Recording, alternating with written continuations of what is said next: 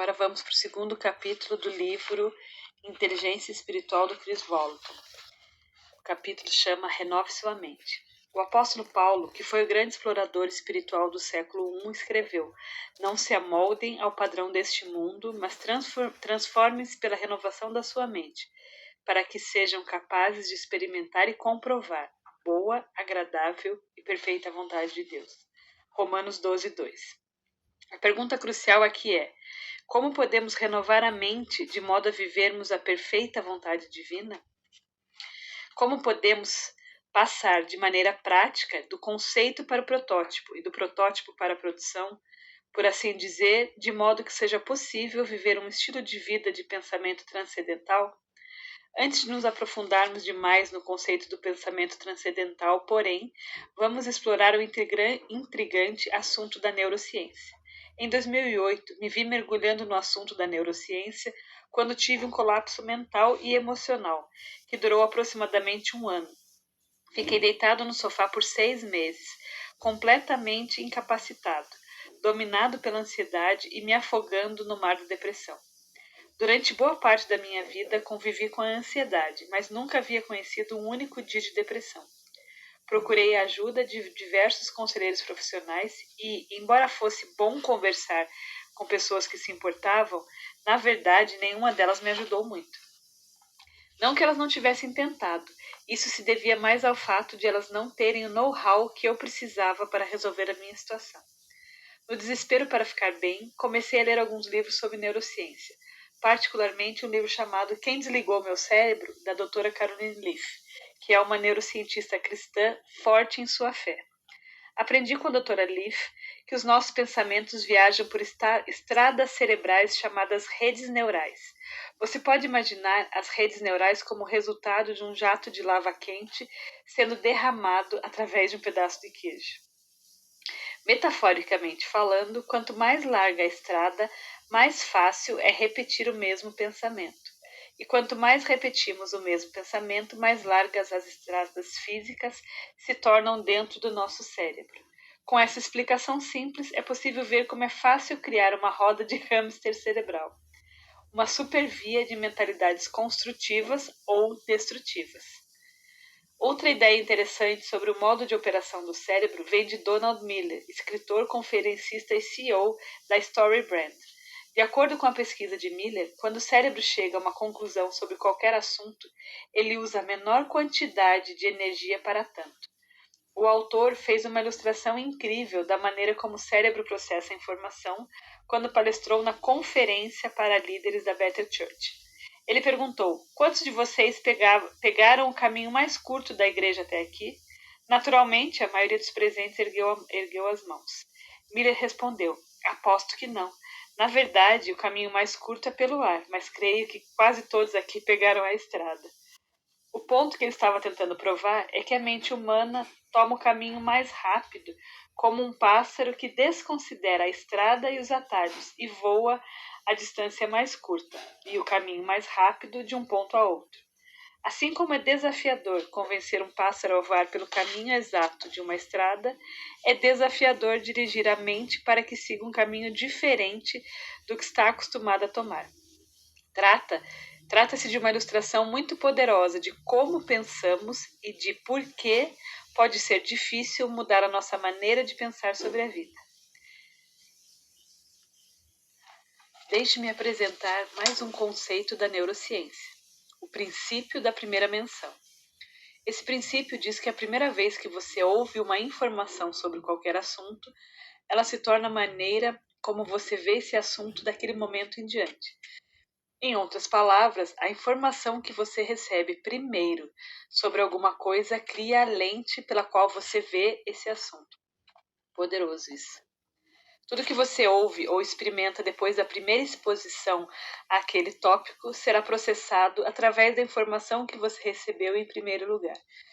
A informação recebida na primeira menção cria uma lente da verdade, pela qual você mede e ou avalia todas as outras informações procedentes com relação àquele tema.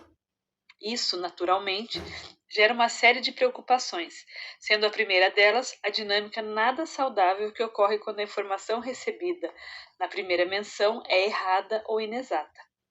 Por exemplo, vamos supor que você seja pai ou mãe de um adolescente de 12 anos e um dos amigos dele o expõe à pornografia antes que você lhe ensine sobre sexualidade saudável.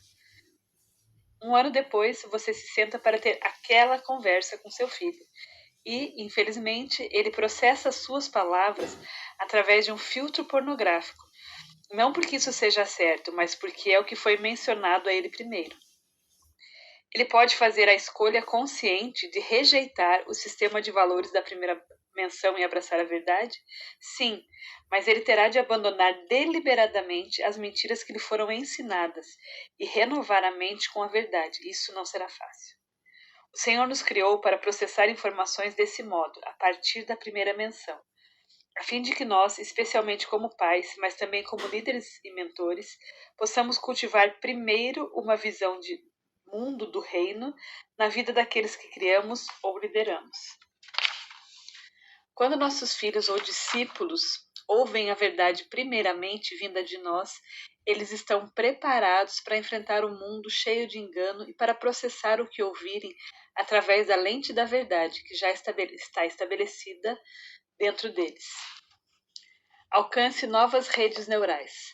Agora que tivemos um curso rápido de neurociência, vamos ver a exortação de Paulo para renovarmos a mente e finalmente abraçarmos a inteligência espiritual. Lembre-se de que ele escreveu: não se amoldem ao padrão deste mundo, mas transformem-se pela renovação da sua mente, para que sejam capazes de experimentar e comprovar a boa, agradável e perfeita vontade de Deus. Romanos 12, 2. Muito do que está sendo ensinado sobre a mente renovada hoje é modificação comportamental e não transformação. Então, como podemos renovar a mente e como podemos saber quando temos uma mente renovada? Eis 8 sinais de uma mente transformada. 1. Você é cheio de esperança. 2. O impossível parece razoável. 3. Você vive em paz e não se preocupa. Suas especulações são positivas. 4. Você gosta de si mesmo e até se regozija nas suas fraquezas, sabendo que quando e onde você é fraco, Deus é forte. 5. Você é rápido em perdoar e concede aos outros liberalmente graça e misericórdia. 6. Você é confiante e grato. Você acredita nos outros e lhes dá o benefício da dúvida. 8. Você sabe pensar tridimensionalmente. Obviamente, essa não é uma lista completa do amplo espectro dos itens de uma mente renovada. É mais como aquela folha que você percebe quando compra um carro novo e o fabricante sabe que você não vai ler o manual de 300 páginas antes de sair com o carro para dar uma volta. Normalmente, você recebe meia dúzia de páginas e informações que mantém guardada no porta-luva e que dizem em letras grandes: leia isto antes de operar este veículo. Digamos que você esteja olhando para a lista dos 8 sinais da mente renovada. Então pensa, e agora, o que eu faço? A primeira coisa a fazer é começar a meditar. Sei que quando ouve a palavra meditar, você provavelmente imagina alguém sentado no chão, exatamente, com as pernas cruzadas, sussurrando alguma coisa e tentando esvaziar o cérebro de todos os pensamentos. Mas, felizmente, essa não é meditação bíblica. A meditação que foca em esvaziar o cérebro não o levará a uma mente renovada. Permita-me apresentá-lo ao sujeito na Bíblia que me ensinou sobre a verdadeira meditação que transforma a mente. O nome dele é Josué, cuja história é bastante envolvente. Ele seguia um líder que falava com Deus face a face, Moisés. O próprio Deus deu a Moisés a tarefa de salvar os israelitas do cativeiro de 400 anos de escravidão no Egito e levá-los à terra prometida, a terra de Canaã. Você conhece a história. Moisés exigiu que Faraó libertasse o povo de Deus e, 8 pragas depois, com o Egito em escombros, Faraó finalmente concordou, de certa maneira. Depois que os israelitas deixaram o país, Faraó mudou de ideia. Quer dizer, o homem tinha um caso clássico de coração endurecido. Reunindo seu exército, ele perseguiu o povo de Deus até as margens do Mar Vermelho.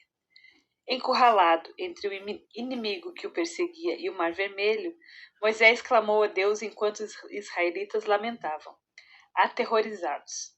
De repente, Deus, trabalhando em parceria com Moisés, dividiu o Mar Vermelho e os israelitas atravessaram em terra seca. Então o exército inimigo saiu em perseguição ao povo de Deus, e ele liberou as águas furiosas em cima dos homens de Faraó, afogando-os. O povo de Deus foi salvo e a fase 1 da missão estava concluída. A fase 2 da grande comissão era que Moisés conduzisse os israelitas pelo deserto, atravessando o rio Jordão e indo até a terra prometida. Mas depois de 40 anos tentando, Moisés morreu. O líder mais famoso da história do mundo da época, o homem que falava com Deus face a face, o homem que dividiu o Mar Vermelho e fez inúmeros milagres, deixou sua missão inacabada. Então, ela coube ao seu servo Josué. O próprio Deus deu a notícia a Josué, proclamando: meu servo Moisés está morto. Agora, pois, você e todo este povo, prepare-se para atravessar o rio Jordão e entrar na terra que eu estou para dar aos israelitas. Josué 1:2. Eu só posso imaginar a ansiedade que deve ter tomado conta de Josué naquele dia. Seu mentor se fora, o povo estava estressado e Deus estava lhe dando um mandato impossível. Mas Deus compartilhou um segredo com Josué, que seria o ingrediente-chave para o seu sucesso. Deus exortou Josué diversas vezes a ser forte e corajoso. E depois ele terminou a exortação com essas palavras: não afaste as palavras deste livro da lei da sua boca, mas medite nelas de dia e de noite, para que você cumpra tudo o que nele está escrito. Só assim você tornará o seu caminho próspero e terá êxito. Josué 1:8, tradução livre, da NKJV. Observe que Deus disse a Josué: meditando na minha palavra, você tornará seu caminho próspero e terá êxito. Não tenho certeza se você captou a parte que diz você tornará. Deus não disse eu tornarei você próspero e bem-sucedido. Ele disse você tornará o seu caminho próspero e terá êxito. Uau! Falando sério, isso parece uma fórmula de sucesso extremamente simplificada. Quer dizer, hoje há pessoas viajando pelo mundo inteiro procurando a chave para a verdadeira grandeza. Existe coaching que treina para a vida, cursos online, seminários e universidades, todos prometendo mudar sua vida e lhe dar o segredo para o sucesso. Muitas dessas propostas são boas e, com certeza, algumas podem realmente ajudar você a crescer. Mas, com uma única frase, Deus nos diz isso de maneira clara e direta. Medite na minha palavra e depois pratique-a. Quando analisamos as circunstâncias de Josué, esse conselho não parece suprir sua necessidade mais urgente. Alguns conselhos do tipo: encontre alguns líderes, monte uma estratégia, construa armas e torne-se bom estrategista na guerra, pareceriam um pouco mais eficientes para a situação de Josué. Mas Deus está certo e, no fim, Josué tem êxito. Um olhar mais atento para a palavra hebraica meditar nos traz uma enorme revelação do sucesso de Josué. A palavra meditar nessa passagem vem do hebraico hagá, que significa rugir e declarar, entre outras coisas. Obrigada, Jesus. A palavra é usada em Isaías 31:4, que diz: assim me diz o Senhor, assim como quando o leão grande, ruge ao lado da presa, grifo nosso. A palavra ruge é o hebraico hagá, traduzido como meditar no livro de Josué. O ponto aqui é que meditar em Deus não é ficar sentado em um canto murmurando para nós mesmos.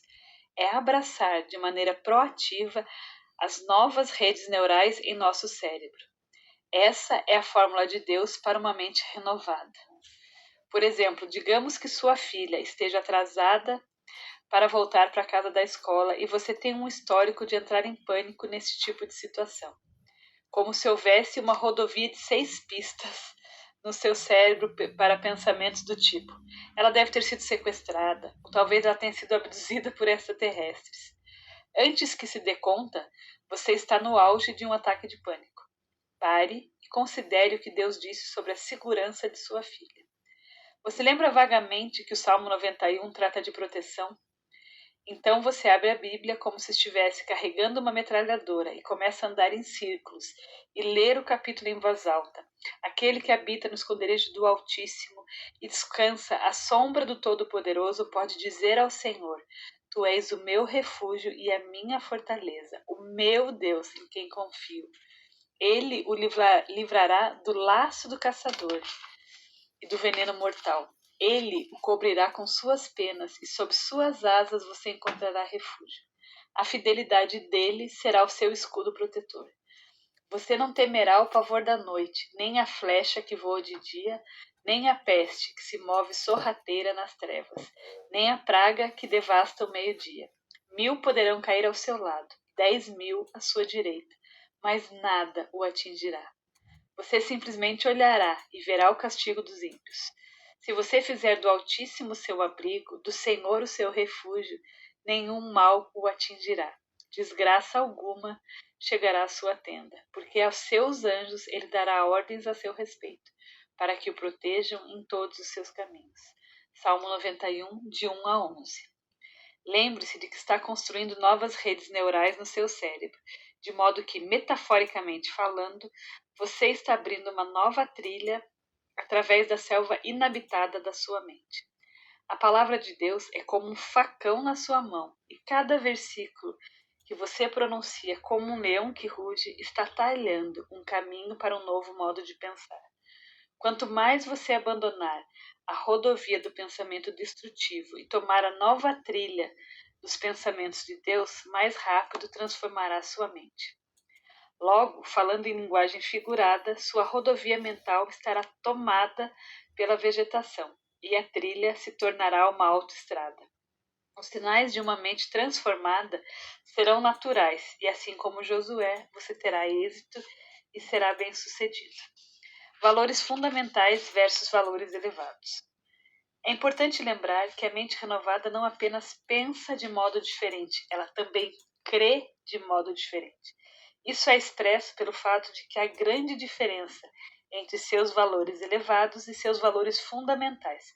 Por exemplo, se você diz Deus sempre cuida de mim, mas depois se preocupa com a provisão dele quando o aluguel está atrasado, sua ansiedade revela que seu valor elevado é que Deus cuida de você, mas seu valor fundamental é que na verdade ele não faz isso, ou pelo menos nessa circunstância ele não fará. Os valores elevados são as verdades que você tem em alta consideração, mas os valores fundamentais são aquilo que você realmente acredita, a maneira como você realmente vê o mundo. Jesus explica isso assim: portanto, considerem atentamente como vocês estão ouvindo. Lucas 8,18. A maneira como você ouve é determinada pelos seus valores fundamentais. Os valores fundamentais são os óculos que o seu cérebro usa. Em outras palavras, não é o que você vê, mas a maneira como você vê que afeta o seu estado emocional. A fé é a lente dos óculos dos valores fundamentais, porque ela revela que aquilo em que você realmente acredita no mais íntimo do seu ser é verdade. A fé é a diferença, o catalisador entre os valores elevados e os valores fundamentais. Vejamos isso de uma perspectiva diferente. Digamos que você ligue no noticiário e assista sobre um tiroteio em uma escola. Há diversas vítimas. O atirador fez um refém e está escondido no campo, cercado por policiais. Agora vamos imaginar que a mesma cena aconteça em um filme que você está assistindo como entretenimento. Seu cérebro se lembra dos dois cenários, mas ele tem um compartimento para a ficção e outro compartimento para os fatos, ou para o que acredita que é a realidade. Embora você tenha assistido a uma cena terrível em um filme, naquele cenário tratava-se de entretenimento, porque você não acreditava que aquilo fosse verdade. Jesus fez uma declaração poderosa sobre isso. Se vocês permanecerem firmes na minha palavra, verdadeiramente serão os meus discípulos e conhecerão a verdade, e a verdade os libertará. João 8, 31 a 32. A palavra verdade nessa passagem é o grego letheia e significa realidade.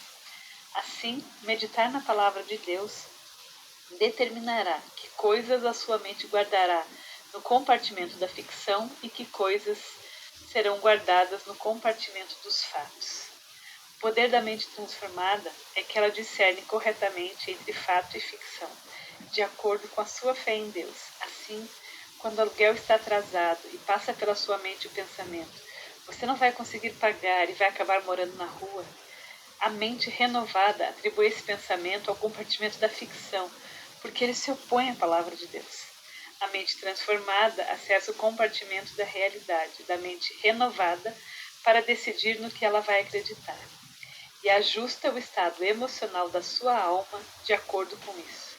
Porque você meditou na palavra de Deus, a sua mente é capaz de ir até o compartimento da realidade e acessar as palavras de Jesus que disse: portanto, não se preocupem dizendo o que vamos comer, ou que vamos beber, ou que vamos vestir, pois os pagãos é que correm atrás dessas coisas, mas o Pai Celestial sabe que vocês precisam delas. Busquem, pois, em primeiro lugar, o reino de Deus e a sua justiça, e todas essas coisas serão acrescentadas a vocês. Mateus 6, 31, 33. Se você leu essa passagem enquanto enfrentava essa situação com aluguel e ainda está preocupado, então sua mente atribuiu a passagem ao compartimento da ficção. Você se lembra dela, mas não crê nela. Ela pode até ter um valor elevado, algo que você quer que seja verdade ou que pensa que deveria ser verdade, porque é verdade para outros e foi verdade para Jesus. Então você deveria crer nela. Mas de fato você não crê. Portanto, meditação é mais do que memorizar as Escrituras. É tomar uma decisão proativa de crer em Deus, de colocar a verdade acima dos fatos e de confiar na bondade dele na sua vida. O tipo de meditação de Josué leva a palavra de Deus da memória para a realidade e transforma seu destino. Mais uma vez, não se amolde ao padrão deste mundo, mas transforma-se pela renovação da sua mente. Romanos 12, 2. Você não pode transformar sua vida, mas se transformar sua mente, Deus transformará a sua vida. Amém?